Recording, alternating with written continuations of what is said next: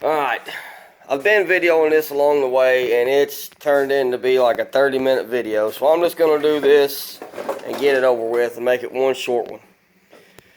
I got the forks out. The only thing that holds these forks in is these two bolts for this fork tube and these two bolts for this fork tube. They just slide right out. Fork tubes is laying right there. My extensions, I've done got them measured out and put up. They're going to work with me tomorrow. I got the chop saw at work. That way I can get a good flush cut and everything on it. And yes, I believe it's going to sit just like that. I don't know if it shows the magnitude of it in this video or not, but I measured it a while ago. From the bottom of that rack to the floor was 40 inches. And that's freestanding like that. Of course, when I put the suspension, it's still going to have suspension on it, but the fork tubes is pretty well junk. They got travel in them. That one there's going to lock up on me now. That one there is one that I did not pay any love to. This one here is the one that was actually seized up on me when I started, and that's all rust on the chrome. And I got it moving good, and it's responding. I guess I'm going to have to do this one now, because it just now wanted to lock up on me for some reason. You can hear it wanting to move a little. But they're junk. They're not worth rebuilding. What's that? Uh-oh. I'm losing my bolts, my nuts. They're not worth rebuilding.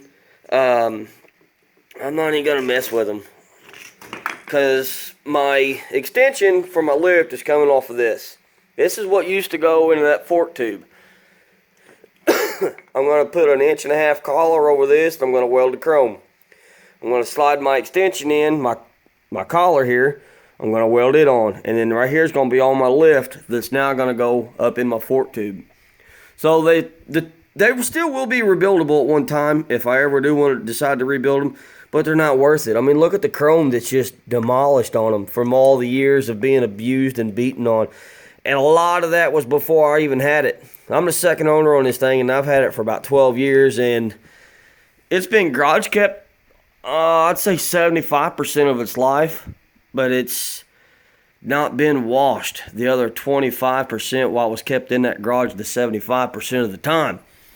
So all the cow crap and everything that's been drugged behind this thing, because it was behind a tractor for the longest time. That's what these scar marks is from. The old man that I bought it from 12 years ago had a 3-point hit system on here that he would drag this thing behind his hay rake or his tractor anytime he went to the field. And if he broke down on his tractor, he'd jump on this thing and drive back home. He said his tractors hardly ever broke down on him, so he just towed it around everywhere. He towed it so much it started wearing into the fork tubes.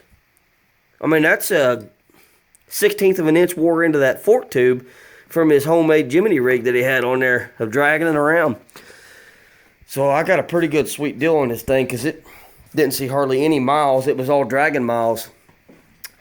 But that's how she's going to sit. It's going to have a real nice rake to it. I didn't stretch anything. It's all original. The ride height in the rear is original. I haven't done a lift to the rear on it yet.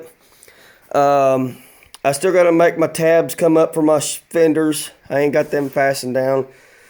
But this bad baby's going to be riding tomorrow. Fingers crossed. I've still got to fit that 2-inch wheel spacer inside this hub on the back side so I can mount my new wheel. I got to take my wheel and tire to work tomorrow. Bead blast it on. But I'm hoping that 2-inch spacer is not enough because it was crowding the brake hub over on the other side. Now I'm scared it's going to crowd this side too much. Man. We're going to find out tomorrow. I'm going to bed.